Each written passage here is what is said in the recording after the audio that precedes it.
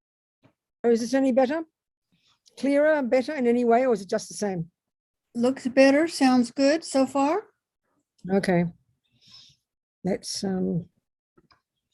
what about now? Okay, is it working? Seems Yes. a possibility. Yes. Working. Okay, good. Let's pray. Um, Okay, let's go. So far, how many classes do we have? One already, isn't it? Or two? One, yes. We've had one.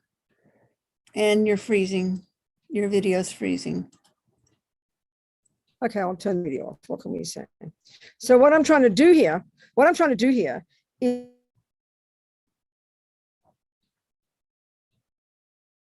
And Venerable, we can't hear you now. oh, Jesus wept. This is a disaster. We've got some obstacles, haven't we? We've really got Yes. some obstacles. This never happens in 1.5 years. 1 year, this has never happened. My hotspot works perfectly normally. I don't know what's going on. It's just some obstacles we all have. I don't know what else to say. Maybe we should cancel it until we get a better connection. I don't know what to say. Got any suggestions? I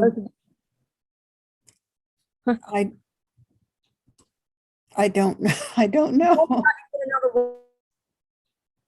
I'm sorry, Venerable, can you say again?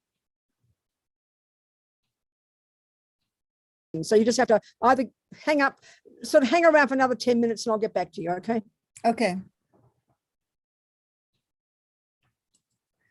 All right, we have 10 minutes. Let's do praises to the 21 Taras. Give me a moment to get them up. And I'm having a little trouble, so maybe I can get some help with leading it. Maybe we can do it in rounds. Let me just get the file up so we can share the screen and see it.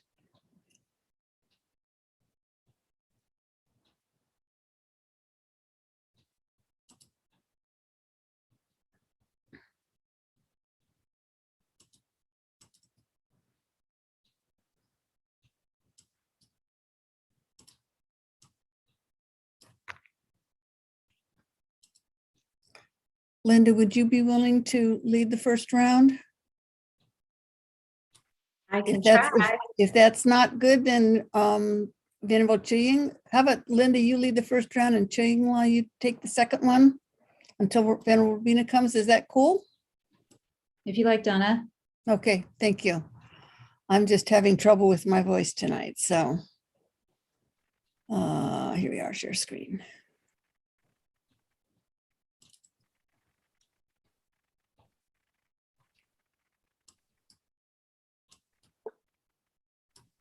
Okay, are we ready? Yes.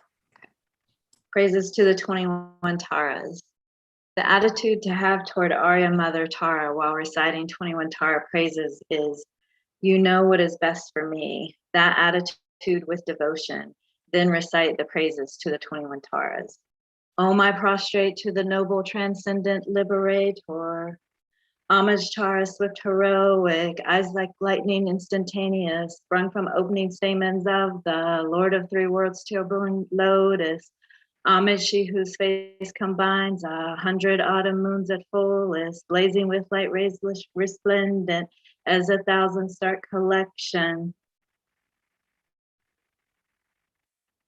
Homage golden blue one lotus, waterborn and hand adorned, giving effort calm austerities, patience meditation her sphere, homage crown of Tathagatas, actions triumph without limit, relied on by conquerors children, heaven reached every perfection, homage filling with Tuttare, whom desire direction and space, trampling with her feet the 7 worlds, able to draw forth all beings. Homage worshipped by the All-Lord, Chakra Agne Brahma Marut, honored by the host of spirits, corpse raisers, Gandharvas, Yakshas, homage with her trade and fate sounds, destroying foes' magic diagrams, her feet pressing left out right in, blazing in a raging fire blaze. Homage Ture, very dreadful, destroyer of Mara's champions, she with frowning lotus visage, who is slayer of all enemies. Homage at the heart, her fingers, adorn her with 3 jewel mudra. Light rays masses all excited, all directions wheels adorn her. Homage she so joyous, radiant, crown emitting garlands of light, mirthful laughing with Tuttare, subjugating Mara's devas, Amish she able to summon all earth guardians assembly, shaking, frowning with her home sign, saving from every misfortune, homage crown adorned with crescent, moon all ornaments most shining, Amitabha in her hair knot, sending out much light eternal, homage she wreath ablaze like eon ending fire abiding, bright stress left bent, joy surrounds you, troops of enemies destroying, homage she who strikes the ground with her palm and with her foot beats it, scaling with the letter whom the 7 levels she does conquer. Homage happy, virtuous, peaceful, she whose field is peace nirvana, she endowed with omen Soha, destroyer of the great evil. Homage she with joy surrounded, tearing foes' bodies asunder, freeze with whom and knowledge mantra, arrangement of the 10 letters, homage Ture with seed letter, of the shape of syllable whom, by foot stamping shakes the 3 worlds, Meru, Mandara, and Vindhya, homage holding in her hand the hair-marked moon of Deva lake form, with spoken Tara and fate, totally dispelling poison, homage she whom gods and their kings and the Kanaras do honor, armored in all joyful splendor, she dispels bad dreams and conflicts. Donna, can you? Homage she whose ties bright with radiance of sun and full moon, with twice Hara and Tuttare, she dispels severe contagion, homage full of liberating, powered by the set of 3 natures, destroys a host of spirits, yakshas, and raise corpses, supreme Tare. These praises with the root mantras and prostrations thus are 21.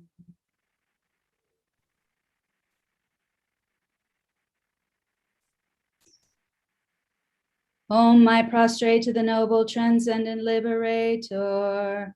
Homage Tara, swift heroic, eyes like lightning instantaneous, sprung from opening stamens of the Lord of 3 worlds, Sirban Lotus. Homage she whose face combines 100 autumn moons at fullest, blazing with light rays resplendent as a 1,000-star collection. Homage golden blue on lotus, water-born and hand adorn it, giving effort, calm austerities, patience, meditation, her sphere.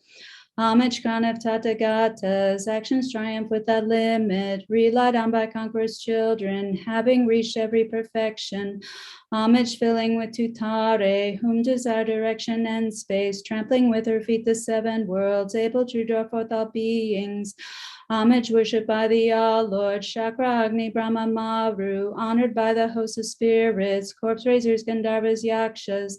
Homage with her tray and pay sounds, destroying foes' magic diagrams, her feet pressing left upright in, blazing in a raging fire blaze. Homage to Ture, very dreadful, destroyer of Mara's champions, she with frowning lotus visage, who is slayer of all enemies. Homage at the heart her fingers, adorn her with 3 jewel mudra, light ray masses all excited, all directions wheels adorn her. Homage, she's so joyous, radiant, crown emitting garlands of light, mirthful laughing with Tuttare, subjugating Mara's devas. Homage, she able to summon all earth guardians assembly, shaking, frowning with her whom sign, saving from every misfortune. Homage crown adorned with crescent, moon all ornaments most shining, Amitabha in her hair knot, sending out much light eternal. Homage she mid-wreath ablaze like eon ending fire abiding, right stress that bent joy surrounds you, troops of enemies destroying. Homage she who strikes the ground with her palm and with her foot beats it, scaling with a letter whom the 7 levels she does conquer. Homage happy, virtuous, peaceful, she whose field is peace nirvana, she endowed with omen Soha, destroyer of the great evil. Homage she with joy surrounded, tearing foes' bodies asunder, freeze with whom in knowledge mantra, arrangement of the 10 letters. Homage Ture with seed letter, of the shape of syllable, whom by foot stamping shakes the 3 worlds, Meru, Mandara, and Vindhya. Homage holding in her hand the hair-marked moon of Deva lake form, with twice spoken Tare and pay, totally dispelling poison. Homage she whom gods and their kings and the kinnaras do honor, armored in all joyful splendor, she dispels bad dreams and conflicts. Homage she whose two eyes bright with radiance of sun and full moon, with twice Tare and Tuttare, she dispels severe contagion. Homage full of liberating power by the set of three natures, destroys hosts of spirits, yakshas, and raise corpses supreme Ture. These praises with the Ru mantras and prostrations thus are 21.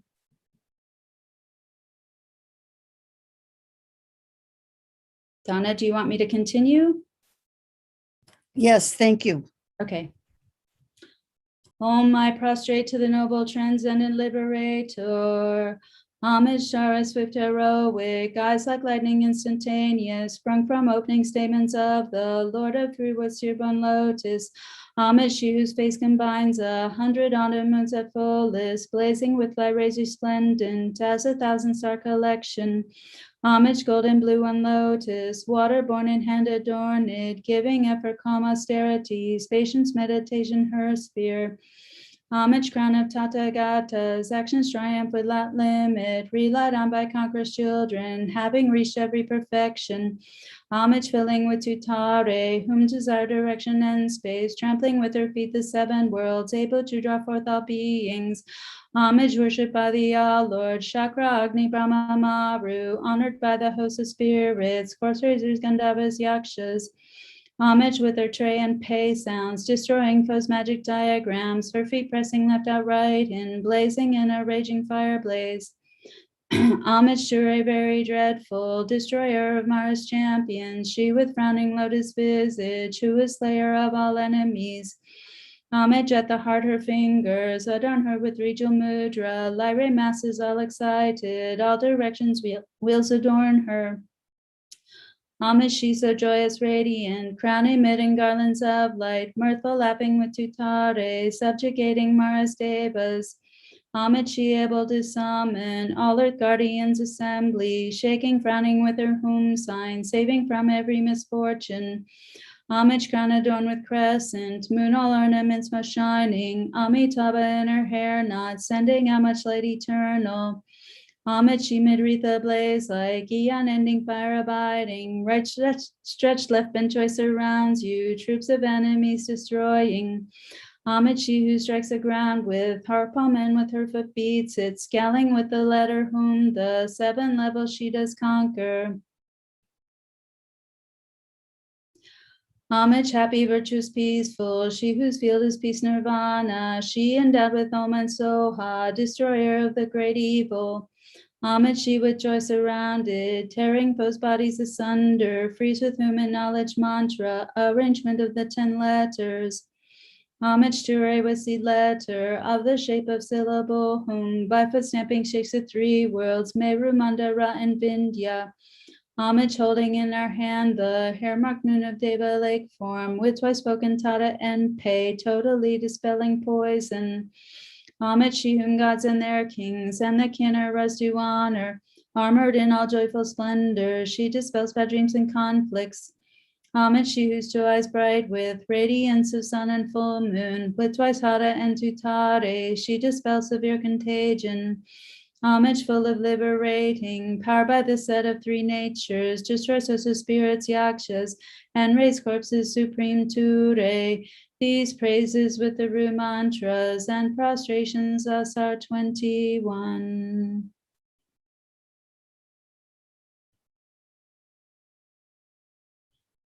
Om, I prostrate to the noble transcendent liberator. Homage, Tare, swift heroic, eyes like lightning instantaneous, sprung from opening stamens of the... Sorry, wasn't sure if Venerable Robina was back. We'll start with verse 1 again. Homage, Tare, swift heroic, eyes like lightning instantaneous, sprung from opening stamens of the Lord of three woods, bone lotus. Homage, whose face combines 100 autumn moons at fullest, blazing with light rays resplendent as 1,000-star collection. Homage, golden blue one lotus, water-born and hand adorned, giving ever calm austerities, patience, meditation, her sphere. Homage, crown of Tathagatas, actions triumph without limit, relied on by conquerors' children, having reached every perfection. Homage, filling with Tuttare, whom desire direction and space, trampling with her feet the seven worlds, able to draw forth all beings. Homage, worshipped by the all-Lord, Chakra, Agni, Brahma, Maru, honored by the host of spirits, corpse raisers, Gandharvas, Yakshas. Homage with her tray and pay sounds, destroying those magic diagrams, her feet pressing left out right in, blazing in a raging fire blaze.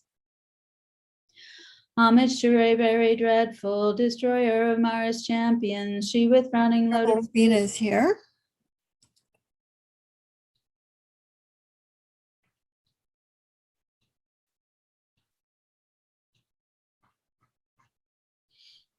She was here. Okay, let's keep. Om Tare Tuttare Ture Soha.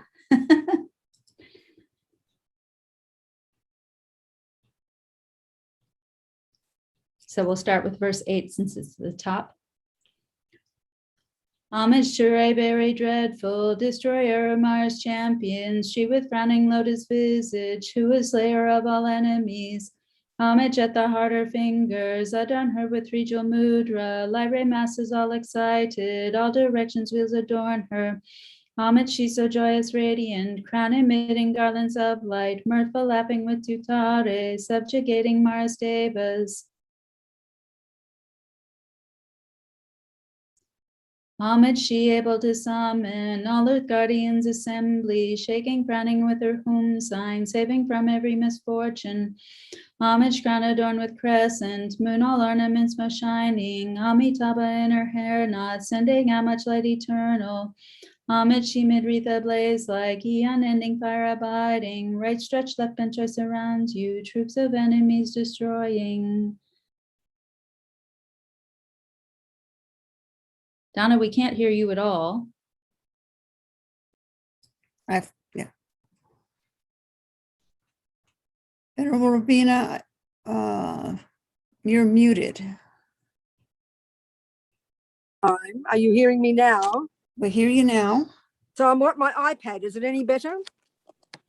Looks good so far. Okay, I want to see you guys, though. I can't see a damn thing. Oh, okay. Here you go. So I can see some of you. How's this? Is it a better connection with my iPad? Is it a better connection with my iPad? It appears to be a better connection. So far, so good. Well, we start trying and we'll see what happens. I mean, I can't see any of you. Can you see me okay on my skinny iPad? Maybe Yes. I'll go sideways. You can see all of the Buddha as well. Hang on, I can try that one. Yeah, I know you can see my navel. That's no good.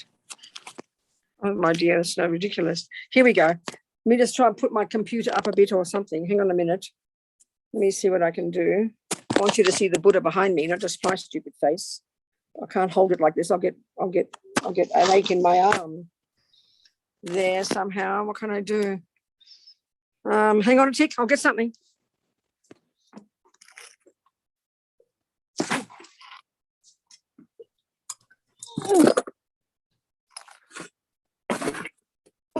I'm falling over. If this works. What's happened here?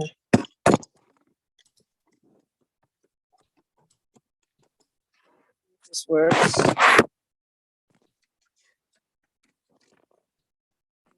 We persevere. We persevere.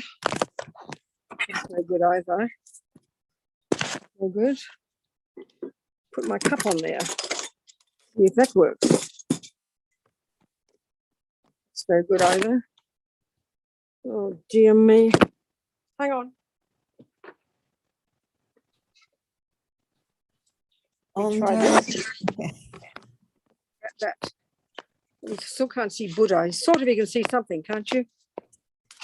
Yes, a little bit of Buddha. It's better to be vertical. It's no good this way. Here, try that. This way. Better to be that way. What to do? We can Okay, see. let's try. Let's try, people. Are we okay? Can you hear me? Yes, yes. All right. My Yes, God, what's we've wrong with my had computer? consistent sound and video since you came in on your iPad. Okay, good. Well, I don't know what's wrong. It's my computer that's the problem then. It's not the connection. It's my computer. Because I'm using the same hotspot connection, my phone. So my computer's gone berserk. Okay, people, let's carry on from last week. What I've been trying to do, what I want to do, is we looked at the three scopes of the lamb rim. And what I'm trying to show is, by the first scope, the essence of which is abiding by the laws of karma. And what I'm trying to show is the implicit teaching there. As we learn to practice abiding by the laws of karma, we start to realize that actually it starts to help us loosen the grip of ego grasping, because it begins to chip away at the root delusion ego grasping, which is what dependent arising does, because we're beginning to understand dependent arising, because karma is an example of the first level of dependent arising, which is cause and effect. Already, by working with karma, you abide by the laws of karma. You watch your body and speech. You don't kill, you don't steal, you don't harm. It feels very strict and very disciplined. But gradually, as we learn more and more about karma, to really kind of buy into this philosophical view of the universe, that everything we think and do and say produces the person we become, it starts to loosen the grip of ego grasping. It starts to lessen the feeling of self-pity, me, poor me, not fair, I didn't ask to get born, it's not my fault. You start to take responsibility. And already that's loosening attachment, loosening the delusions, and loosening the grip of ego grasping. That's the thing to get, you know. So then, and as we discussed last week, the second level is when we go to the next level, the next scope of the lamb rim, when we start to look into our mind itself. Again, the explicit teaching is realizing how disturbing the delusions are. But the deeper one, the deeper teaching there, as we learn to know about the mind, as we study Buddhist psychology, we start to see the deeper functioning, the deeper way, the more subtle way that the delusions function. They don't only disturb our mind, but they actually are misconceptions. That's what we really start to learn when we think about dependent arising, and we start to attack the root delusion, because it's then they really talk about how it's a misconception. You don't always, when you're studying in the second scope and you're practicing abiding by you're practicing lessening attachment, you're not thinking so much about how it's a delusion. But that's exactly, and that's the way Lama Zopa teaches. It's totally lying to us. And this is the one I think I want to talk about today. This is something that is not in modern psychology. This is not the way we talk. To some degree, you could argue that, what do they call it? Behavior, what do they call it? Something or other. What is it? Something behavioral. What's the word? Where you change your thoughts. Cognitive. Cognitive, yeah, that's right. Cognitive therapy.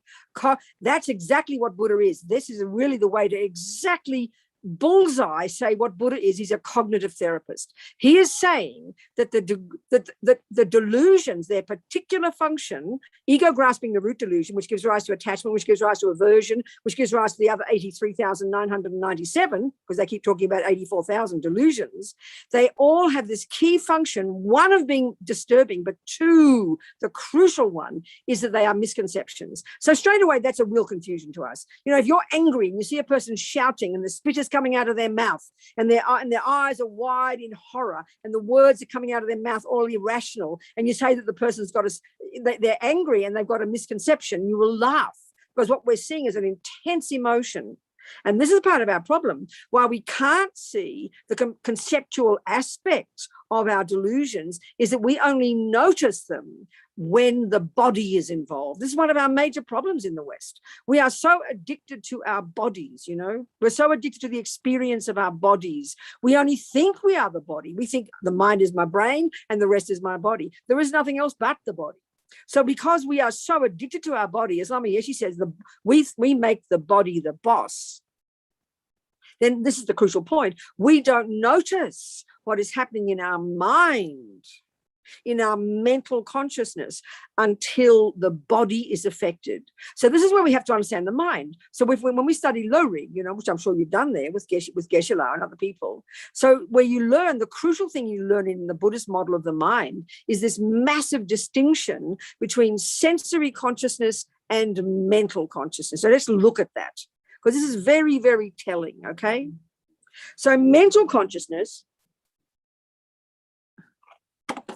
we've got, so this is where we learn the epistemological model of the mind. You learn the epistemological model of the mind, which actually is utterly fascinating. Modern therapists, modern psychologists, neuroscientists will be absolutely delighted to learn this view of the mind, but they first got to posit that they're not discussing the brain, and that's the difficult part, you know. We're not discussing the brain here, we're discussing the personal, subjective, cognitive process itself. So it works in two ways. One, we have sensory consciousness, and two, we have mental consciousness. So what's the difference? This is massive in Buddhist psychology. And until we understand this, we're not going to really understand our own minds. We're certainly not going to be able to distinguish between the body and the mind, you know? So, okay, sensory consciousness, by definition, of course, consciousness necessarily is not physical. So sensory consciousness, we've got 5 of those. We know that. We've got eye consciousness, ear consciousness, etc., etc. So spell it out in Buddhist terms. What that's saying is this, that we've got the eyeball, which is all we posit in the West. But for the Buddha, we've got an eyeball, absolutely. And you need an eyeball to have a proper cognition of the eye consciousness. But consciousness by definition is not physical. So eye consciousness is that part of your mind that functions through the medium of the eyeball and all the nerves being, you know, behaving properly, that enables you to have a cognition. So then ear consciousness, the same, tactile consciousness, the 5 sensory consciousnesses. So the fact is, these levels of cognition, these sensory consciousnesses, which we think are the most dominant part of our lives, our senses run the world, but we misinterpret them for the Buddha in a grotesque way. We give them much more power than they've actually got. So let's just use a simple example. Where's my example? I don't know. I had something. Where's my mug gone? I had a mug. Here it is. Here's my mug. So I'll tell you that that's a really nicely designed thermos. I like my thermos. So obviously, you know perfectly well, if I say it's a well-designed thermos, you know that's not my tactile consciousness talking.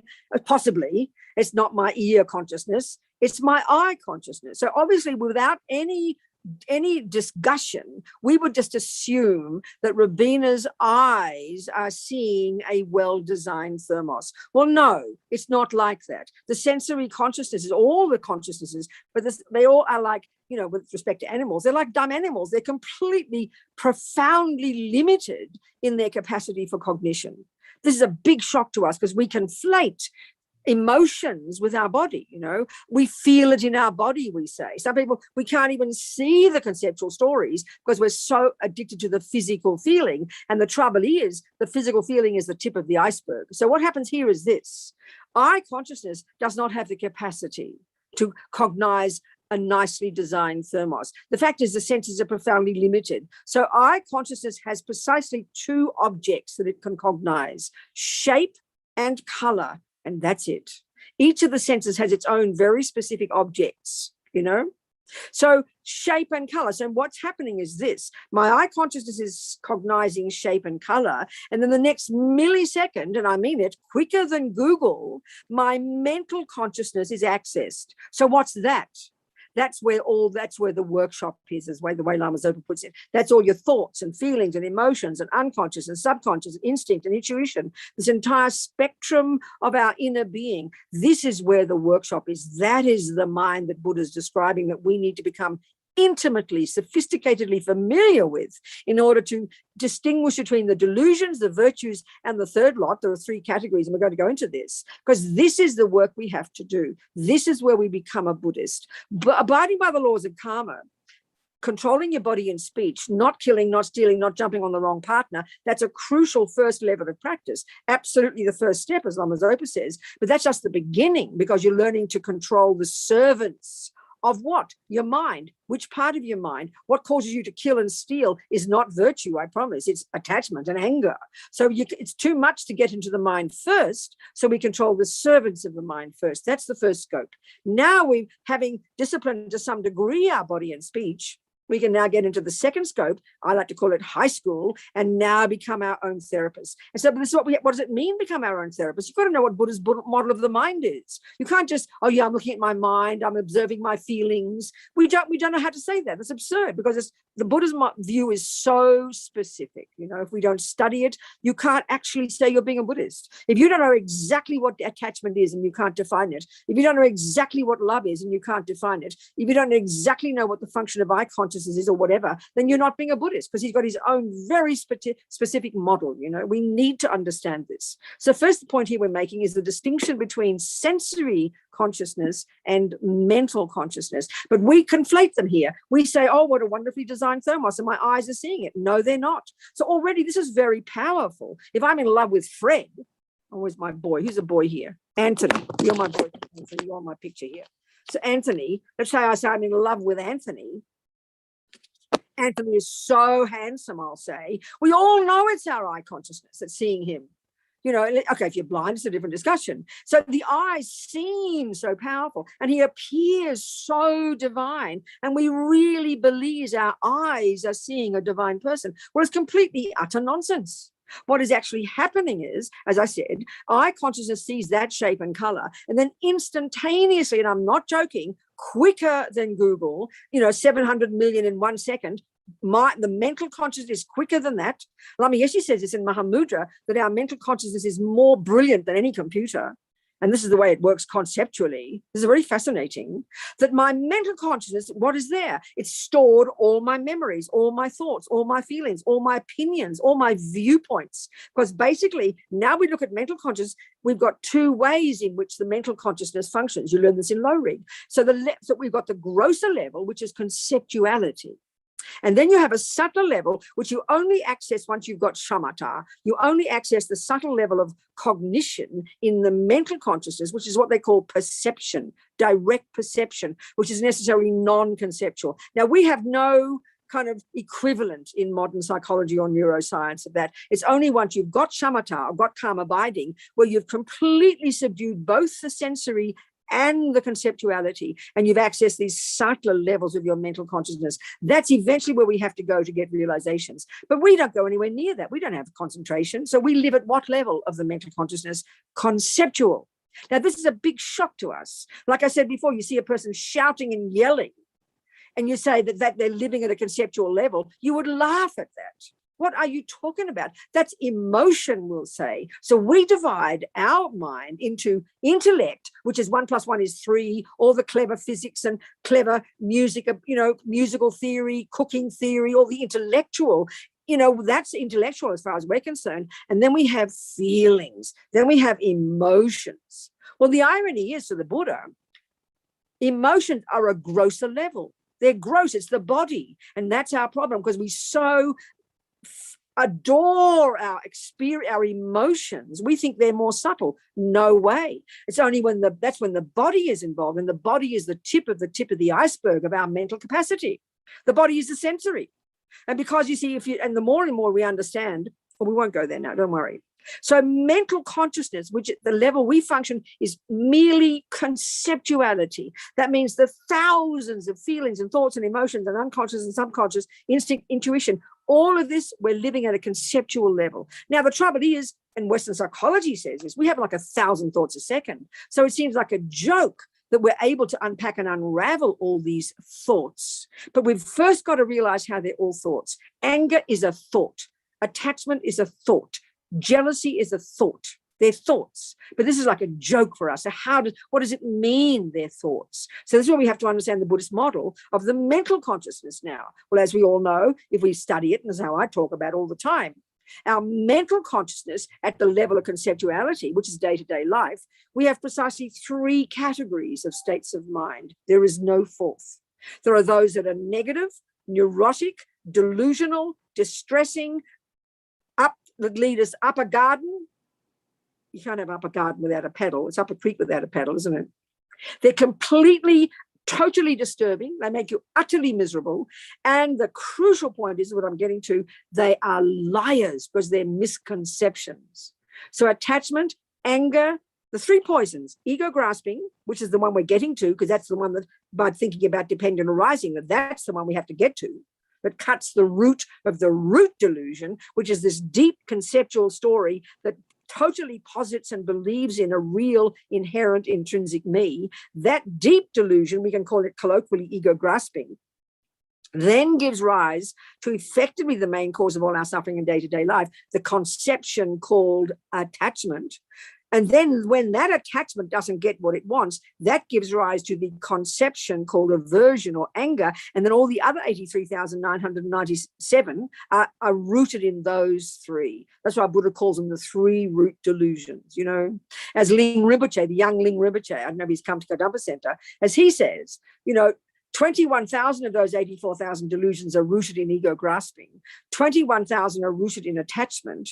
21,000 are rooted in aversion. That's the three poisons. All those 84,000 subsumed to those three. And the fourth 21,000 are rooted in all three. So it's a really sophisticated view, a map of the mind of all the deluded states of mind, the disturbing states of mind. And this is the entire point from here to Buddhahood that Buddha is making, that unless we understand this, we don't understand what Buddha is saying, and we will never understand why it is we can remove these delusions from our mind.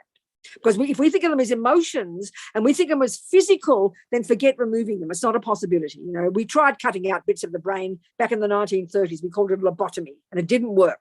We're not discussing the physical. So what we have to understand is these deeply powerful, disturbing emotions that are totally automatic, totally programmed in our mind from countless lifetimes of believing in them, that fundamentally they are conceptual stories and they are misconceptions. And a misconception is what? If I say to you 1 + 1 is 3, you know perfectly well I'm not speaking the truth, because we've all learned math and we know that's a misconception. Well, me believing that Anthony is the cause of my happiness is a misconception. Attachment will tell me that Anthony is totally divine. That's a misconception. These are literally misconceptions. They're literally conceptual stories. So that's the mental consciousness. We're living in this chaos of thousands of different thoughts, many of which are the emotional afflictions, the emotional delusions, and they're the ones that are called attachment and anger and jealousy and all the rest. And we know the emotional component. We feel it every day. So why do we feel it in our body? This is very interesting. I mean, if we understand the Vajrayana model of the universe, which is what we learn about, I mean, when we learn the death process, for example, we learn very clearly about how, you know, as His Holiness says, in the teachings, we've got gross consciousness, which is our sensory, which is inextricably linked to our gross body, this bag of bones. So gross consciousness, which is the sensory consciousness, eye, ear, etc. You can't have those without a body. You can't have eye consciousness. It doesn't work if you don't have an eyeball. So they are inextricably linked. Then you've got subtle consciousness. Now that's your mental consciousness. Even though we access them at this grosser level, that's all your thoughts and feelings and emotions, your virtuous and positive states of mind, like love and compassion. They are also conceptual stories. They are also rooted, those emotions are rooted in the conceptual story that's called love, that's called kindness, that's called generosity, that's called compassion. They are conceptual stories.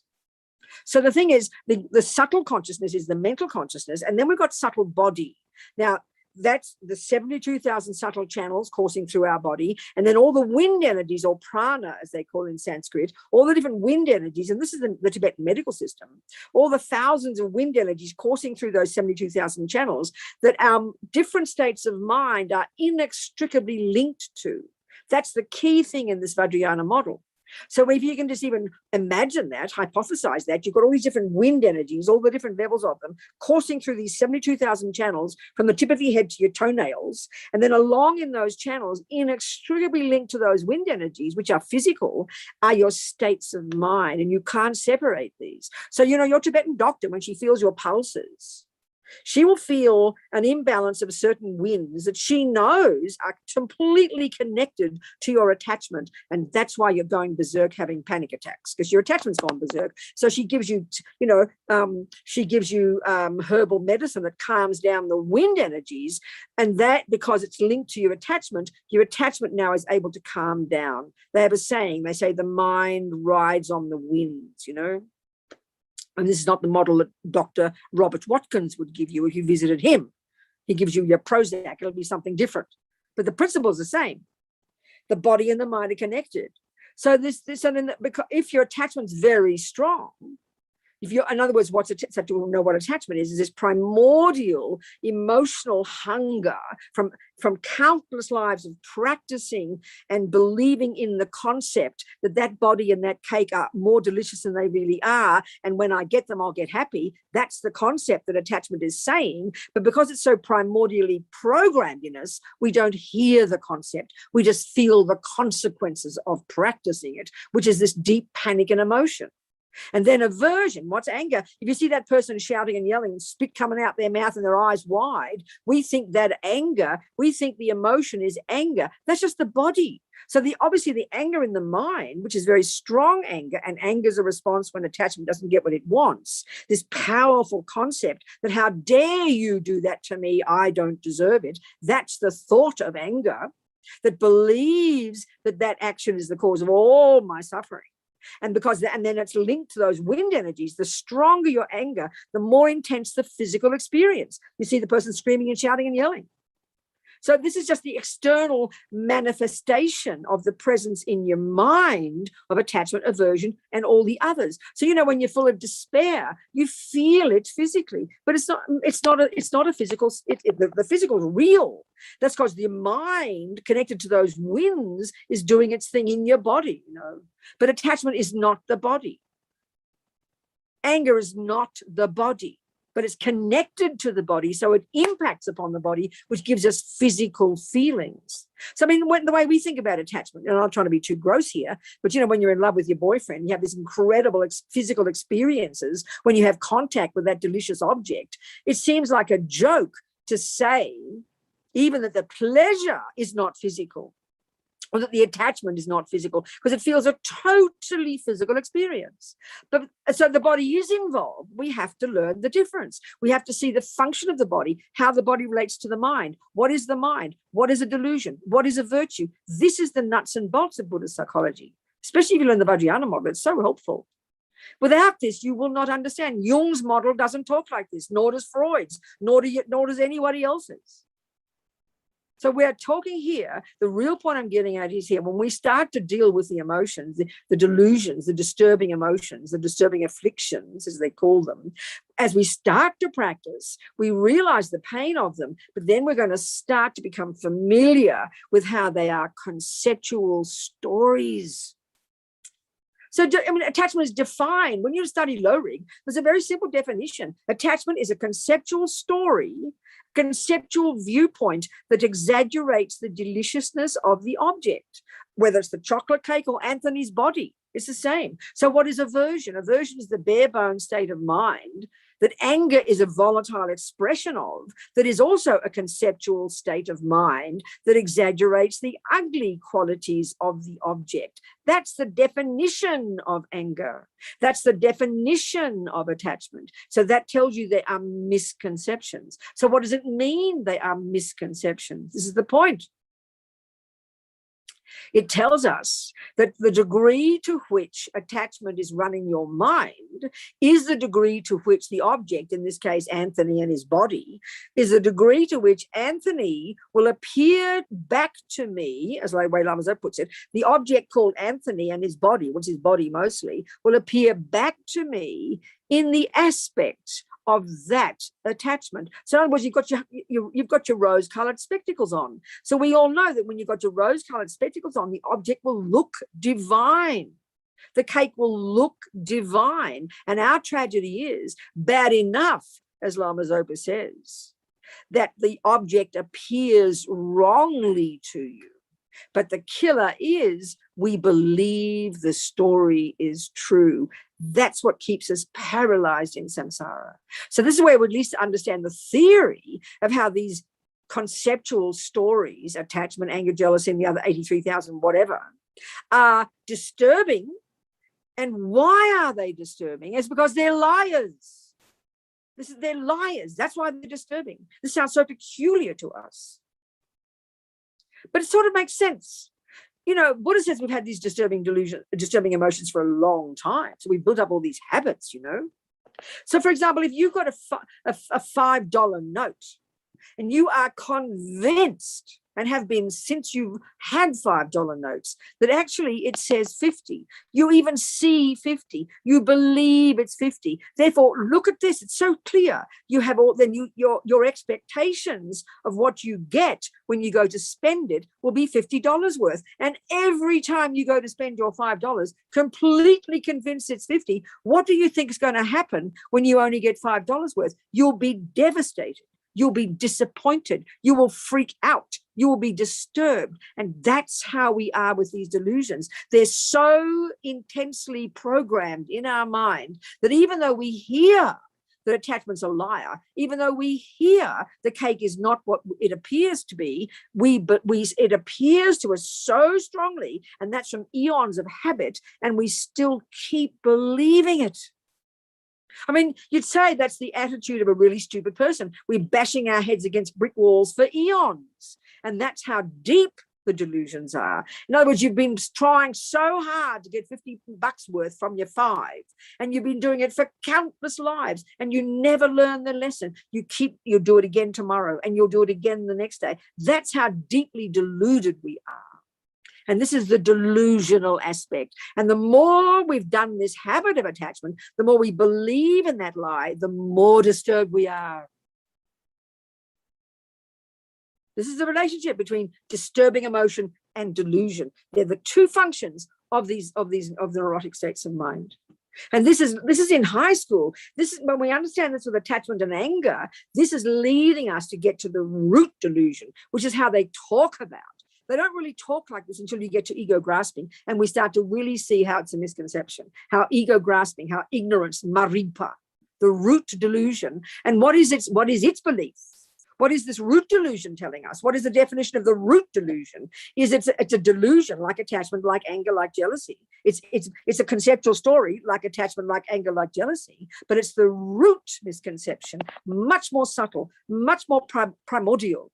So in other words, when the eye consciousness sees that shape and color, and instantaneously, the brown triangle on the plate, and instantaneously the mental consciousness is accessed, and up comes this story because of eons of habit.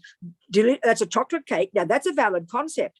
Chocolate cake is a valid concept conventionally. It is a chocolate cake. It's not a carrot cake. You get that part right. But the part that's the liar is coming from here, this emotional hunger. There's this feeling I'm not enough, I don't have enough, because that's what attachment is. That's the emotional component of attachment, but I am not enough. I don't have enough. This terrible feeling of being bereft and not having enough and not being enough. That's the energy of attachment from the habit of believing in this concept. And then the eye consciousness sees the cake, and then it calls it chocolate cake. Then all the attachment kicks in, the belief that it's going to make me happy when I get it, and all the expectations come, like spending your $5, and you're expecting joy and happiness. You're expecting incredible satisfaction to come. There's just a cake. Forget Anthony's body. And what happens? You eat the first mouthful. And it definitely does trigger pleasure. Pleasure is, and this is another whole discussion. We've got to work out what pleasure is. That's in the third category of states of mind. It's not a virtue, not a non-virtue. We've got to discuss this one. It triggers a pleasant feeling. No argument. Buddha does not argue, but what happens, this is the tragedy. Because the addiction of attachment is that we're never satisfied. You've got to hear this. Attachment is the energy of never being satisfied. So you get the mouthful, the delicious cake. It's the best cake on the planet. It's the best cake. Your stomach's empty. All the conditions are there perfect. You get the first mouthful. The pleasure is really delicious. But even as you're chewing the cake, you're still not satisfied. So attachment is already anticipating the second cake. This is exactly how attachment functions. It's a bottomless pit of just panic-stricken, never satisfied. Like I remember reading one fellow, and whatever it is, you're attached, he was attached to girls. So he's jumping on his 20th girl that day, and already he's thinking of the 21st girl. And one girl who was on Tinder, I heard about Tinder. It wasn't when I was young, I didn't have Tinder. Would have been so much easier to get boys. I had to go walk around the streets and find them. Tinder, you just press a button. I think it's delicious. I'm so excited for you, all you young people. Anyway, Tinder, this girl told me, I read reading about this girl. She was so disappointing. There she is getting dressed after having sex with this nice boy that she found on Tinder. And there he is on Tinder finding the next girl. That's dissatisfaction. No matter what you get, as my mother used to say, the more you get, the more you want. I think and think and think about this. It's the energy of attachment. But we believe when I get the cake, I'll get happy. But even in the process of one mouthful, two mouthfuls, and look what happens. By the third mouthful, already you're feeling so distressed, although you can't stand to look at it, because already the pleasure is diminishing. The attachment is still hungry like a vampire, and you keep hoping the next mouthful will do it until what happens? By the fourth piece, you have to leave it there, otherwise you would vomit. We know this, and this is how we've been getting pleasure for eons, and we never learn the lesson. We try again tomorrow. And the tomorrow we forget that it's only $5. We forget we won't get $50 worth, but we're all excited all over again. And with the cake, we completely forget that the very object that caused me to vomit is the object that I think will maybe just give me pleasure this time. I'll try it again. That's how demented we are. And we shouldn't be critical. We should be heartbroken at our insanity. This is mental illness. I'm not joking. This is mental, serious mental illness. And it's called attachment. And it's a liar. It's a misconception. And its root is the, so okay, with how the delusions function together, you've got the root delusion, ignorance, rigpa, that has the, so then you see the cake, attachment is the overt one, the obvious, the logic, the most, the kind of the evident one. Attachment is over-exaggerating the deliciousness of the cake. But ignorance, which underpins the attachment, you can't have attachment without the root delusion underpinning it. They're both together, working together. So attachment exaggerates the deliciousness of the chocolate cake. Ignorance exaggerates the very ontological status itself of the cake, the cakeness. This is even more subtle. It's even more subtle.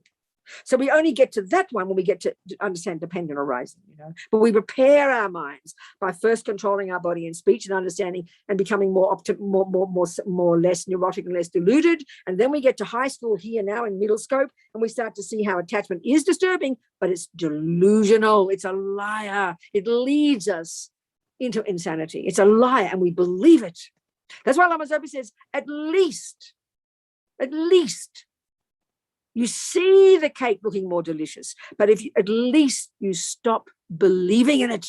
This is putting atomic bombs under the delusions. You know it's not $50. It appears to you to be $50, but you keep telling yourself, Robina, it's only $5. You don't believe it because it still appears like $50. The cake still appears to be the thing that'll make you happy. Anthony still appears to be the divine object that when I get him, I'll make happy. You don't believe it. That's the most powerful practice, because you can't expect to have the appearances change yet, because that's old ancient karmic habit from eons and eons and eons. They even say the greatest yogis in their meditation have seen there is no intrinsic I, but they open their eyes, they still see everything as intrinsic, but they don't believe it. This is the most powerful practice. And these words are mysterious if we don't unpack them and understand what Buddha means by being a misconception.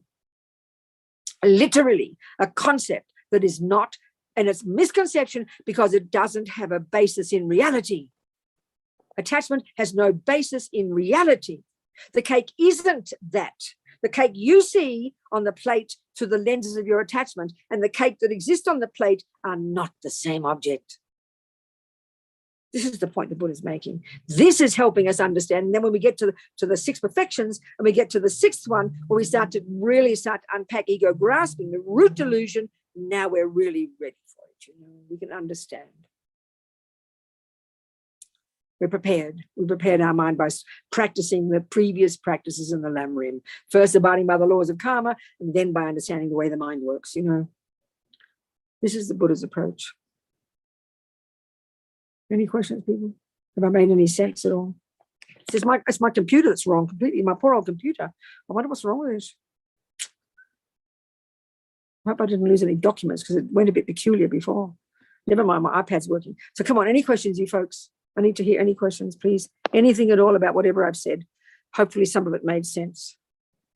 can only see 6 of you. That's the problem. What can I say? What can I do? Never mind. Any questions, darlings? Can you see the relationship I'm making between seeing how attachment is a delusion and attachment is one of the 3 poisons, and how the root delusion is called ignorance, which is the one that clings to the self-existent me, and how they both function as being misconceptions. One is more subtle than the other. You have to ask me some questions. Come on. I'm happy to talk, as you can see, but I want questions. Any questions? I don't care. Venerable, Donna, about what, Donna? there's a question in chat that was posted right when you came in, so it's not responsive Yes. to the teaching. The question is, Buddhism is non-theistic. Buddha did not give revelations. We know that. How to reconcile this with a concept of many deities, Taras, Avalokiteshvara. Oh yeah, okay, we can discuss that. That's got nothing to do with the creator. It's just a word that's used called deity in Tantra. And to understand that, we have to understand the word Buddha. So let's discuss that briefly now. The word Buddha actually refers to a consciousness, a mind that has done the job that Buddha did, that has caused that person's mind to be completely free of all the delusions and to completely have developed to perfection all the virtues and all the wisdom. That's what Buddha says is possible. So everybody can become a Buddha. Now, that's one of the terms they even use in Buddhism is superior being. Even I remember I gave a talk at the Catholic University in Melbourne, my city in Australia, years ago.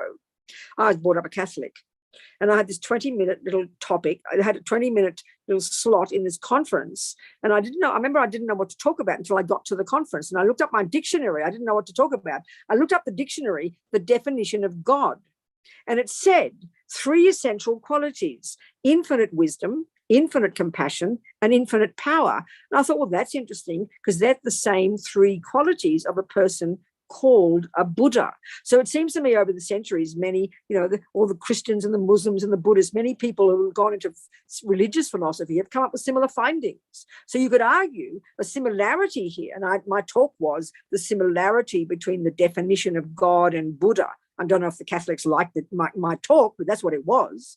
But so the Buddha's point, the Christian's point is this: that there is one energy called God, only one of them, and that energy that has those 3 qualities is the creator of the universe, is the boss. The Buddha's view is, no, there's no boss of the universe. You don't need a creator, because the Buddhist view of karma tells us that we each create ourselves. So the Buddha's saying that every one of us has the potential to develop infinite wisdom, infinite compassion, infinite power, and Buddha labels that Buddha, free of all the rubbish, full of all the goodness. And everybody can become that. So in Tantra, all these different Buddhas, they're just different manifestations of different psychological qualities, and they're practices that we cultivate. So if you want to cultivate compassion, you imagine this Buddha mind, this perfected mind, manifesting in the aspect of compassion. If you want to develop wisdom, you visualize this enlightened mind manifesting as wisdom. They're just different. It's just it's actually basically psychology, but it's like visual psychology. It doesn't look like psychology to us, but they're all just different manifestations of Buddha mind. And they're not creators. There's no view like that in Buddhism. So I hope that answers that question for that person. What other questions are there? Are there any other questions? Yes, there's another one from a viewer in YouTube. The question is, if attachment makes you feel better, then what's wrong with that? Who said it makes you feel better? Are you telling me it does, or you're asking me? I need to have a conversation. I can't do this. This is no good. So the person, I can't speak to them, right? They're on YouTube. Right, they're on YouTube. Okay, this person, I don't know, darling, what your definition of attachment is. But attachment, the only way, the attachment, attachment is this emotional hunger that's based on the assumption that I'm not enough, which is a lie, that then causes us to believe the chocolate cake will make me happy, the boyfriend will make me happy. So initially you get the chocolate cake, it does trigger a pleasant feeling. So attachment technically isn't the cause of the pleasant feeling. It simply is like a catalyst. It triggers a pleasant feeling. So nothing wrong with pleasant feelings. The Buddha says the more, Lama Yeshe would joke and say the more pleasure, the better. Nothing wrong with pleasant feelings, but we confuse attachment with the pleasant feelings, and we confuse the attachment with the cake. But in the end, the experience is pretty evident that when you believe the cake will give you pleasure, it does trigger pleasure, but the pleasure doesn't last. It turns in, you keep eating the cake. And why do you keep eating it? Because you're not satisfied. So no matter how many pieces you have, you won't be satisfied. And eventually the pleasure turns into vomit. So it turns into suffering. So there is some pleasure there. Nothing wrong with pleasure. The more pleasure, the better. But the Buddha's telling us that the system we use to get the pleasure, which is attachment, is actually a lie. It doesn't work. And the Buddha's view is that when we've given up attachment, what you've got now is permanent pleasure. You've got pleasure that you can't even imagine. The mind is blissfully joyful all the time. So Buddha's saying the method we use now is really inferior method. He's not being moralistic. Nothing wrong with pleasure. The more pleasure, the better, honey. But it's got nothing to do with attachment. It's a mistake. It's like the happiness of a junkie, the happiness of a sex junkie who needs 20 girls a day. And in the end, you're not even satisfied. You're even more miserable. We all know that. The more you get, the more you want, my mother would tell me. So we've got to look into that. Pleasure, the more the better, honey. But pleasure is not attachment. They're separate states of mind. We conflate them. Lorna had a question. I saw Lorna's hand up. Was it the question has gone away? Has it, Lorna? No, I just can't clarify it in my own mind, so I'll wait. Give it a go. Speak it out, darling, and see how it comes and see what happens. It might help. Well, it was just when you were talking about feelings, emotions, and the level of cognition. So I understand that the emotions, we have emotions that are part of the makeup of our mind, right? I don't know what that means, part of the makeup of our mind. What do you mean by that? Well, the contents of our mind, when we describe the map of the mind, emotions are part of it, right? Emotion is a word that we use in the West for a state of mind that's got packed with lots of physical feelings. So there's no technical term for emotion in the Buddhist model. We've got states of mind. Some have an emotional component. And when we say that, we mean the ones where the body's involved and your heart is beating fast and it's very delicious or very painful. But it's still rooted, the physical is just the manifestation of the strength of that state of mind in your mind, which is not physical.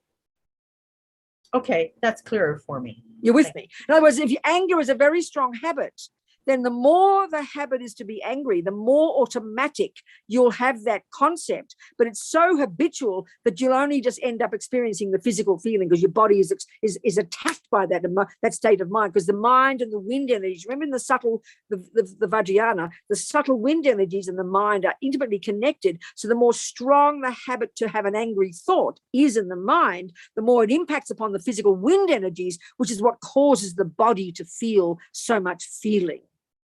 A person who has very mild anger, they wouldn't even hardly notice it. The body wouldn't be really affected. It would be very mild. They get irritated. They might get annoyed slightly because their habit of anger isn't so strong. But the stronger the concept of anger, how dare you do that to me, which means the stronger the attachment, the stronger the physical emotion. But that's just, the physical is an expression of the presence in the mind of the habit of that series of thoughts, that cognitive concept. Do you understand?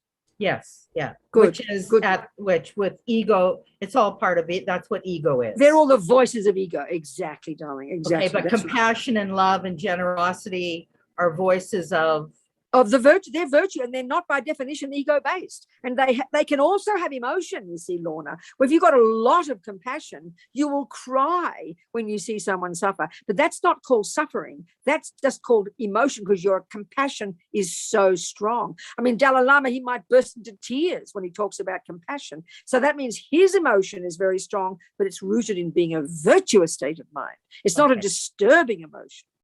Do you understand my point? Yes. Yeah. Thank you. Okay. Good point, Lorna. Anybody else, people? There's another question in chat. Good. And then after this, another one from YouTube. Good. This one is, would you please explain more about how the object casts an aspect? Is it the mix of the object and whatever mental factors are present in the mind? It's a really good point. Yes. Yes, very much. It's, the real thing is it's the mind. It's the way, basically these conceptual stories in the mind, in the mental consciousness, they are conceptual, they're opinions. illusions. So basically, you know, like the eye consciousness sees shape and color, and then the next millisecond, the mental consciousness is accessed, and then that's full of these thousands of conceptual stories, which are simply opinions. So when I say that is a well-designed thermos, or I say Anthony is divine looking, that literally is a conceptual story. It's an opinion in my mental consciousness. Now, if Anthony's my ex-boyfriend and he's cheated on me, believe me, my same eyes will seem the same shape. We all know this, which just proves that it's the mind that makes up the object. I will see somebody disgusting. I won't even bear to see his name. I'll get so upset. I can't even stand to look at the man. And the fact of the matter is, if I show you a photo of Anthony when I was in love with him, and Anthony 1 month later when I hate him, you won't see the difference. So this is proving it's the mind. And these are the delusions that make up the fantasy, you know. So this, and even when we finally get to emptiness, and we're going to get to, now let's just bring it. The root delusion called ma-rigpa, the root, most subtle, most primordial conceptual mistake, is that there is an intrinsic, real, definite, ugly Anthony out there in front of me. Or if I'm in love with him, there's a real divine, handsome, intrinsic and Anthony out there coming from his own side, having zero to do with my mind. That's how everything appears to us. So we don't think the mind plays any role at all. Buddha's saying literally the opposite. Literally the opposite. That the mind, there is a basis there. There is a basis. There is the aggregates, there's body, there's a person with a beard and hair, and we label him Anthony. That part's correct. But the Anthony that appears to me through either my attachment or aversion, depending on the day, is not the Anthony that exists out there. And as Lama Zopa says, when we finally getting more and more into the root delusion, which is what we're doing, what he says, when you realize, so this is okay, now let's talk about emptiness. We're leading to it. Well, the best way to see it is in the framework of dependent arising. This is the two truths. Tsongkhapa wrote his beautiful lyrical song of praise to the Buddha for his beautiful teachings on dependent arising. And as Lama Yeshe says, paraphrasing the Buddha, the dependent arising is the king of logics, the king of logics to prove emptiness. So you've got the two truths. You've got dependent arising, conventional reality. The way everything in the universe exists, it exists as a conventional truth, as a dependent arising, as something that's interdependent, as something that exists in dependence upon various factors, and we'll go into this. That's the way of presenting the conventional, the first of these so-called truths. And that is then the other one is that the shorthand for conventional reality is dependent arising. The shorthand for ultimate or final reality is emptiness. So of course these appear totally different to us right now. And we're going to unpack all this now and later on in the next teachings. So, you know, as Lama Zopa says, when we've begun to realize the emptiness of Anthony, it's as if there is no Anthony out there. But dependent arising, there is an Anthony. But what does exist is so subtle, it's as if he's an illusion. So this is a yogi's experience. So it seems kind of mind-boggling to talk like this, you know, because right now we've got the two wrong views. We've got the two extreme views. So when we hear there is no Anthony from his own side, we chuck the baby out with the bathwater and go, oh, well, there's no Anthony. Oh, well, there's no negative Anthony. He didn't really harm me after all. It's all just an illusion. And we fall into the abyss of the great mistake, as Buddha puts it, Tsongkhapa puts it. That's too extreme. That's nihilism. Then you've got the other truth, which is that there is an Anthony that did harm me. Anthony did cheat on me. And we go, well, then now what we do now, we over-exaggerate the Anthony-ness and we say there is a negative Anthony. There's a real intrinsic bad Anthony who really did harm me. So the Buddha's telling us, so we sort of think, well, Buddha, make up your mind, mate. Is there an Anthony or is there not an Anthony? You know, we can't work it out. We go crazy. So we've got to put these two truths together.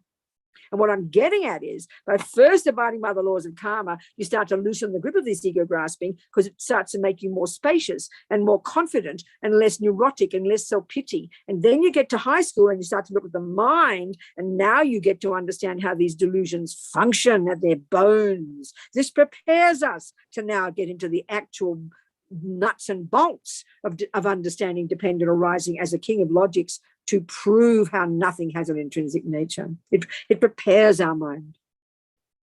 So you could argue that everything comes from the mind. That does not mean that there isn't an Anthony who cheated on me. But the Anthony who cheated on me is sort of, this is the way to put it, the Anthony who cheated on me does exist as a dependent arising. But when we've understood emptiness, it's as if there's no Anthony, but it doesn't deny. So in other words, emptiness does not annihilate existence. Emptiness does not argue with existence, but we hear it like that now, you know. That's the mistake we make. So we've got to start putting these two truths together. And when we're on the right track, whenever we hear dependent arising, that will tell us, ha, that means emptiness. And every time we hear emptiness, that will tell us, ha, that means dependent arising. Whereas now they appear as opposite. There's either nothing or there's something, and we can't see the difference. So our minds have got to become more subtle, more nuanced, you know, in our understanding.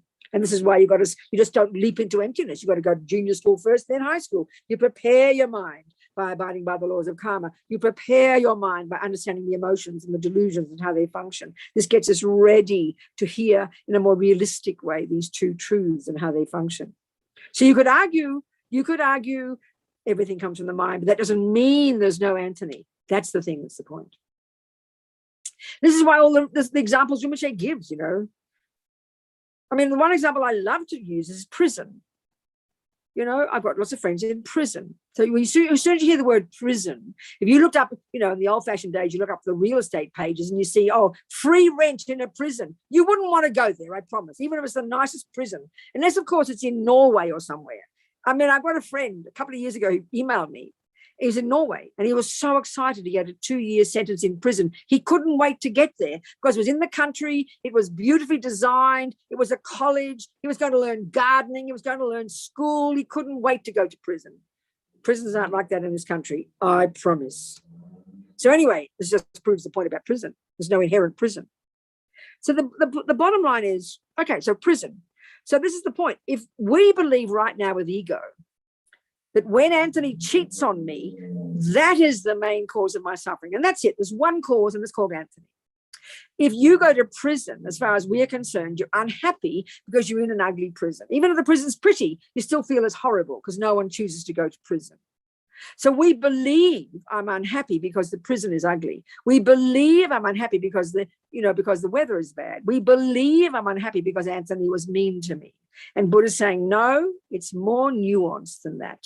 He's not arguing that Anthony didn't cheat on you. He could see he cheated on you. He's not saying the prison isn't a shitty place to be. He's not saying the weather isn't terrible. That's the thing. He's just saying the mind plays much more powerful role than we would ever imagine. You know, I mean, I always quote this. Lama Zopa said, this seems too shocking for us initially, but this is the point, that the vast majority of all humans on the planet, what time is it? 6:30. 8:30 for you. What time did we start? Oh, we started about 7:45, I believe. So what time are we supposed to finish? How long have we got? 9 o'clock. Oh, we've got time. Okay, good. Fantastic. Yeah. Okay, so then, you know, Lama Zopa said, this is very shocking initially, that the vast majority of all humans on the planet, he's talking about the most intelligent ones as well, have absolutely no idea that what goes on in their mind plays any role at all in their lives. This seems impossible, doesn't it? But analyze it. This is how we think. In other words, you can sit there being angry, resentful, bitter, and then you think that as long as no one notices your thoughts, it doesn't matter. I can think what I like, we say, as if it doesn't play a role. We think it's all the outside.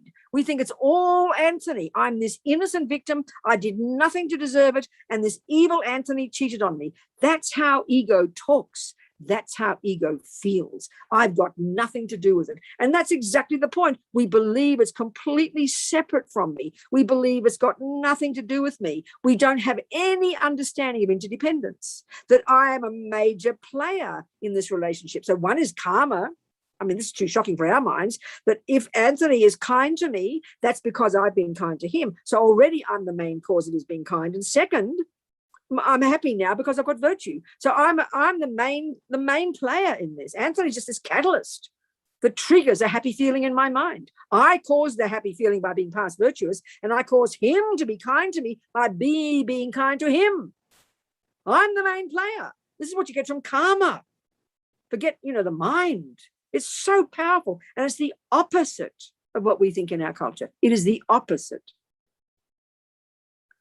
Our mind is the main player. Our mind makes up the chocolate cake. There is a chocolate cake there. It's not being nihilistic. It's not saying everything's the mind. That's nihilism. That's nonsense. It's ridiculous. There is a chocolate cake. There is an Anthony. He was kind. He did cheat. Well, they're the truths. But the main player in the experience that we have of that is our mind, from past karma and our present states of mind. And finally, that really comes into play when we understand dependent arising, and we finally cut the root of the main delusion that believes there's an intrinsic me and intrinsic everything else, And this is super delicious stuff. But it's just this gradual process of preparing our minds and studying it carefully, knowing the right words, knowing the right theories. You can't just leap into these experiences without understanding the words, It's not possible. Any more questions there, Donna?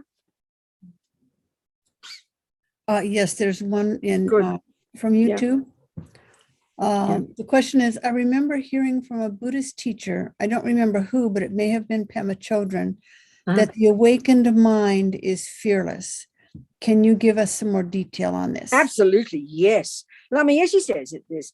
As Lama Zopa says, and Lama Yeshe, any of the Lamas say, and this is literal. Hear this literally, please. That when we have cut all the delusions, when we have cut the root delusion, the one that clings to the self-existent me, when we have cut the attachment, which is the main voice of that root delusion, when we have cut the anger, which is the response when attachment doesn't get what it wants, there's a hierarchy of all these delusions. They're all intimately related to each other, So when we've cut all of that, you have no fear. Try and hear this. This is the thing that we don't think, but analyze this. Check this. You'll agree. Check when you're attached. The panic, the anxiety. If that's not fear, I don't know what is. Check anger. If you see that person shouting, we'll just say, oh, look at that. She's angry. But excuse me, what the hell do you think is going on? They're having a complete, serious mental breakdown. They're having a complete panic attack. That's what anger is. How dare you do that to me? The eyes wide in horror. They will go mad. If that's not fear, I don't know what is. All the delusions, their main flavor is fear. Now, why? Because they're liars. Because we've been believing in their lies for eons. We kind of instinctively, we're living in this constant panic of spending our $5 and the horror of not getting our $50 worth, So there's always this terrible disconnect between how we see things and how they exist. And that's so habitually deep in us. And we just live in all this fear of anxiety, jealousy, depression, anger, low self-esteem, arrogance, because they're all lies. They are lies. They have no basis in reality. So we're trying to continue to uphold these lies. It's absolutely terrifying. So when we finally have realized emptiness in the subtlety of single-pointed concentration, because you can't possibly realize it with a gross level of mind. You can't possibly realize it with a conceptual state of mind. But we can start there like we're doing here, when you finally cut the root, when you've seen for the first time nakedly that there never has been, isn't, and never could be that fantasy I. That's when you've cut the root and you're climbing out of your samsara into your nirvana. You've got more work to do, but you can't fall back after that. And you are literally fearless. Don't hear it as just romantic. You literally have no fear. That's why I always love to tell this story about Lama Zopa Rinpoche. He is recognized as a very little boy. He was recognized as the reincarnation of the Laudo Lama, this Nyingma yogi, Kunsang Yeshe, who spent the last 20, 30 years of his life in this cave up in the mountains. He was a Sherpa. And then Lama Zopa is said to be the reincarnation. So he was a tantric yogi, and like all these great tantric yogis, died perfectly with complete control and got his realizations, achieved the realizations at the time of his death, and then chose his rebirth. So since a tiny boy, he was recognized for his unusual behavior. He remembered who he was. And, his mummy, every time she turned her back, she'd find him crawling up the path back to the cave where he used to be. He was a little boy, and from the time he could talk, always, every time she turned her back, little Zopa was gone, And then when he could talk, they'd say, come home. He'd say, no, that is my home. So since tiny, he had a clear memory of who he was. And he wanted to get back to his cave and carry on the job. So anyway, at some point, Mummy decided she'd better have the lamas check up on him. So they checked up and did their divinations. And they came up with, yes, it seems he is the reincarnation of this Laudo Lama. So anyway, Lama Zopa tells this story about when he was about 8 years old. And he was up in one other monastery many hours up above where he came from, Roaling or something.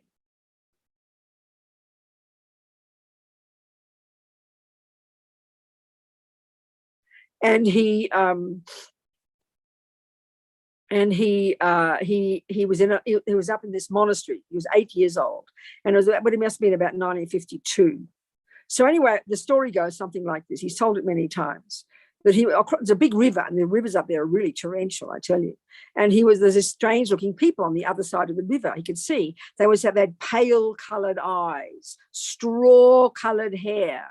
Clearly they were white people. Sounds like Swedish people. Sounds like Donna. Anyway, he had never met Western people before, and he was very interested. He wanted to meet them, So he decided to go across to see them on this rickety bridge, and the bridges up there are very rickety, I promise. And they didn't have sides or anything. So he bought his bowl of potatoes as a gift, right? The Sherpas have their potatoes. And he fell into the river with his potatoes. Well, of course, they don't teach them swimming up there. Never heard of swimming. So he's drowning. And this is how he told the story. He's 8 years old, remember? He said, the head, he said, not I came to the surface for air, but the head went to the surface for air. I'm going to discuss all this, and we'll go over this the next few weeks. Then he could see his manager having a panic attack running along the bank, because he's losing his little tulku. He's having a stroke, this little boy's drowning. And then he kept going down in the water again. And then he said to himself, the person known as the Laudo Lama is about to die. And then he said, as a commentary now, I didn't know anything about emptiness, meaning at that time, 8 years old, he'd heard no teachings about emptiness. But he said, there was no fear. Now hear this literally, please. Now this is interesting. Mr. Darwin, wasn't it? Wasn't it Mr. Darwin who came up with the concept of the instinct for survival or something? This whole philosophical view in science that obviously he's correct if he's observed animals and humans. When we're attacked or offended or insulted, it's absolutely true. This panic takes over. And we, of course, assume you need that in order to tell you there's problems so that you know how to respond. Well, Buddha says that's ridiculous. You don't need stupid fear. That's nonsense. So why is there fear? Because that's the function of ego grasping, the root delusion, which most of the time is like a sleeping lion. But it's when we're severely attacked or offended or insulted or nearly run over by a car, then it wakes up and rises to the surface. And there's this primordial panic of I am drowning. So we assume that for Lama Zopa to survive, you've got to have this panic. Otherwise, you would sink to the bottom of the river like a stone and go, oh, well, I'm drowning. It doesn't matter. No, that's stupid. This is a function of ego grasping, because that's the point. Ego grasping is this root delusion that most of the time is like a sleeping lion, but its energy is fear, and its main voices of attachment and anger and jealousy, they're all the voices of this ego grasping, and they are rooted in fear. So it's like, that's why we live in hell. So when you've cut the root, Lama Zopa knew automatically from his own past realizations that there never had been, isn't, and could never be an intrinsic self-existent I. So he did not have fear. He wasn't panicking. He was as clear as if he's walking along the street. But he still came to the surface for air, but just out of common sense. But if he had drowned, he would have been peaceful. This is hard for us to conceptualize. It's hard for us to imagine, but that's the Buddha's view. So yes, fear. And so try and imagine being beyond it. It's inconceivable to us. We posit nothing remotely like that in our culture.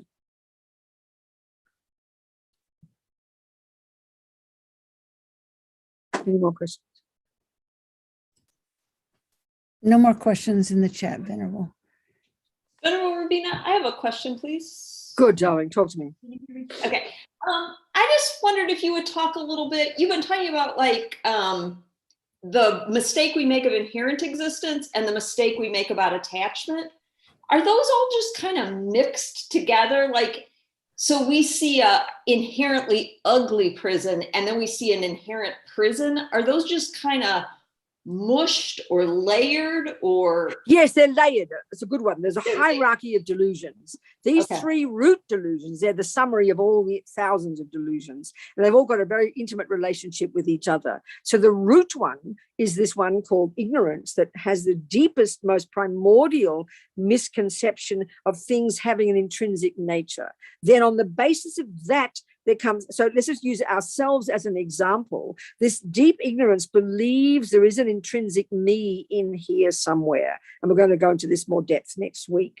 On the basis of the belief, which is completely instinctive and inarticulate, of the belief in an intrinsic me, then there's this massive emotional hunger, this constant neediness, this constant attachment to get what that me wants. And then when it doesn't get what it wants, then aversion or anger arise. That's the relationship between these three. So like I said before, with the chocolate cake, your eyes see shape and color.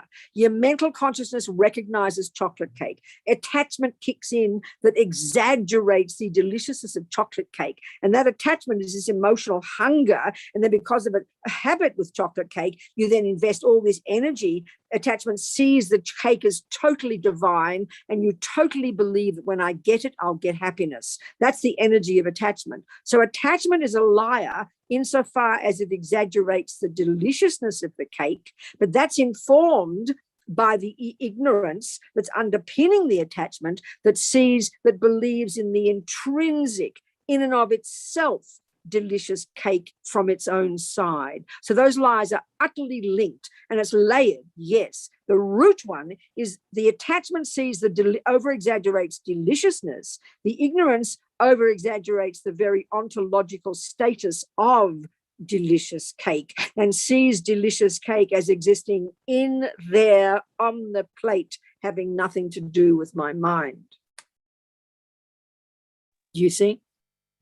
Yeah, that's helpful. Does it mean then that we should unpeel them in layers? Like, is it easier to unpeel the layer of delicious before we unpeel? That's the point. That's the whole point. That's what I'm discussing here. The very first level of practice is you've got to abide by the laws of karma first and loosen the grip of the self-pity me that thinks everything happens unfairly. You do that by abiding by the laws of karma. That's junior school. Now you go to high school, so what I've been talking about today, and you start to look into the delusions and attachment and aversion, and you start to realize how they are liars. And this is preparing us to go to the most advanced level where we now get to the root delusion. Absolutely. This is the entire point I'm making. It's gradual.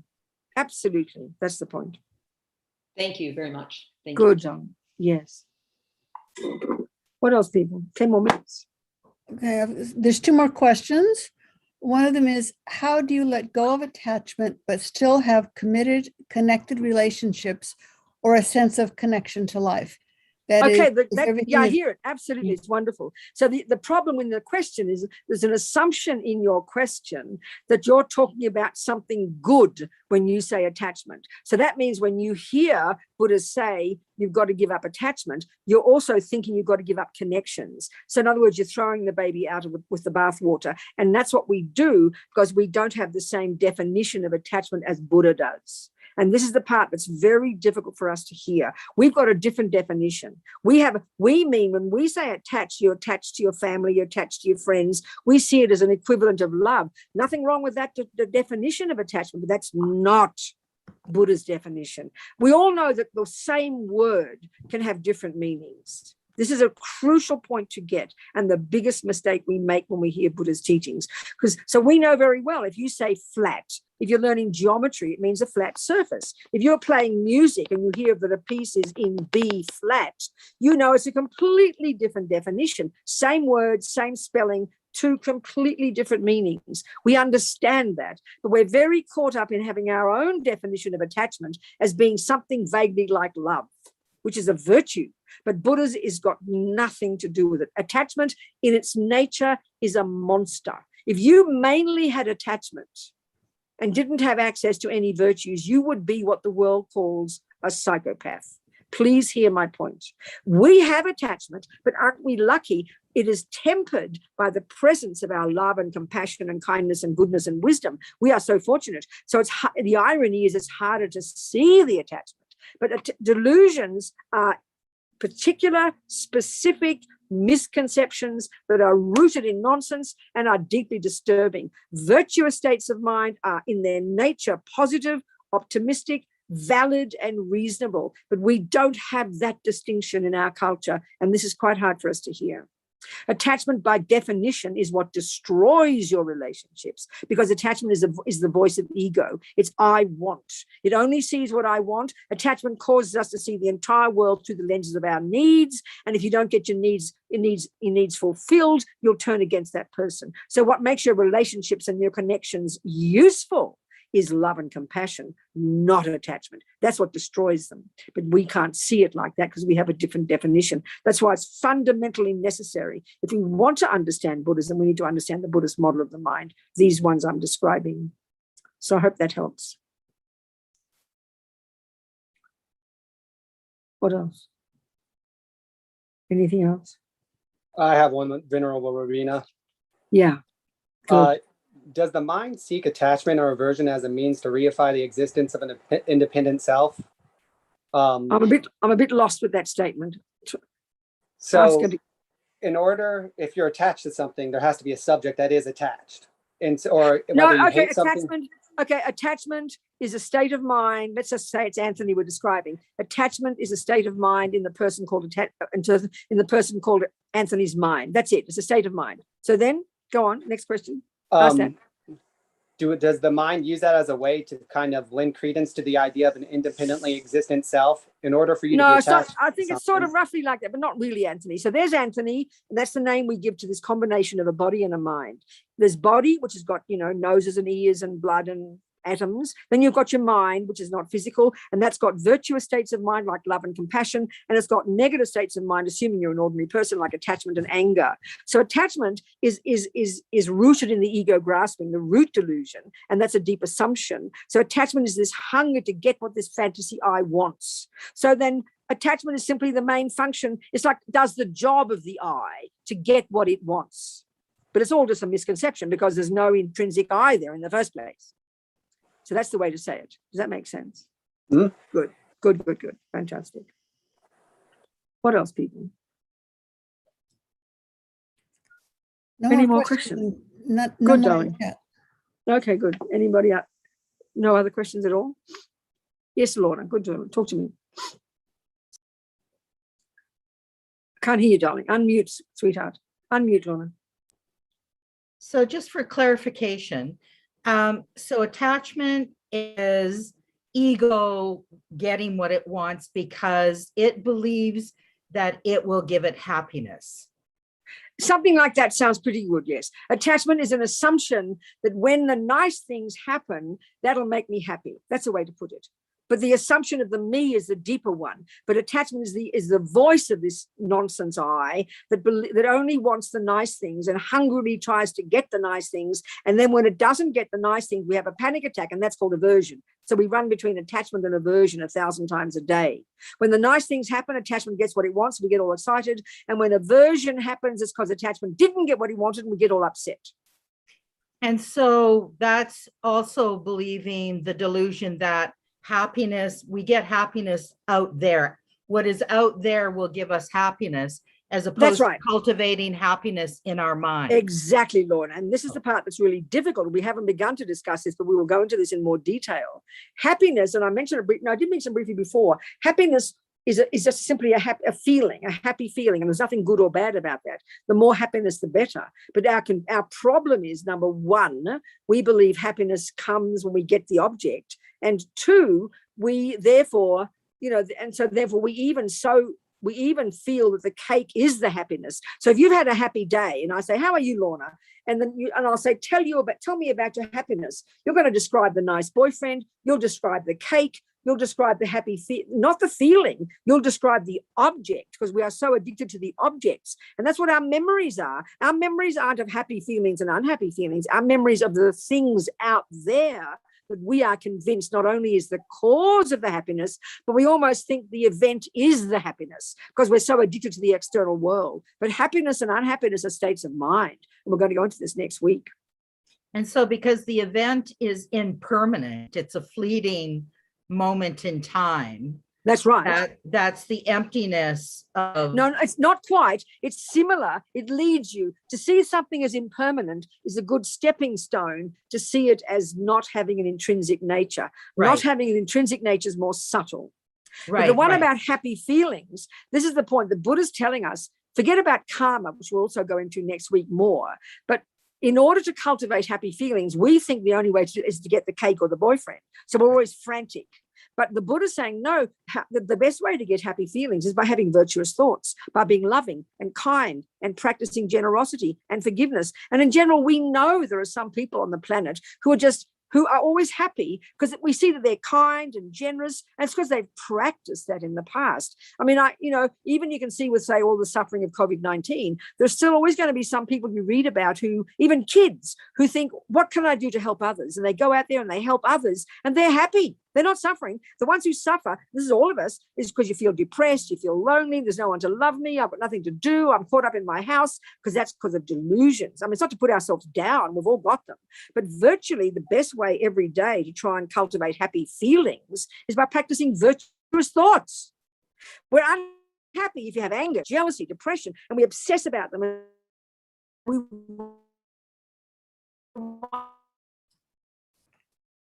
Venerable, you're starting to freeze again. because we all the time. So this is positive thoughts and unhappy feelings. Okay, unhappy feelings that come when you have negative thoughts. We've got to see that relationship. It's quite powerful, Time to go anyway, Lorna. Time to go, Donna. Time to go, people. We did something anyway. We'll try and see what we can do next week. All our obstacles to hearing these teachings, maybe it means they're going to be beneficial.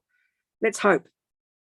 Okay. Jangchob Semchog Rinpoche, Ma Ke Panam Ke Guchig, Ke Panyam Pa Me Pa Yang Gong Ne Gong Ju Felwa Sho, Gewa Di, Nudo Dag Lama Sange, Drubgyo Ne, Drowa Chikang Malupa, Deyi Sala Gurpa Sho. Thank you, darlings. I'm so sorry, the obstacles. But we fitted in. We did most. We did good. There's an advantage in speaking fast sometimes. Okay, darling. Thank you. Thank you, Thank you, Venerable darlings. Robina. Thank Much you. love, darlings. Okay. Thank you. Thank you. Okay. Thank you, Venerable Robina. Thanks.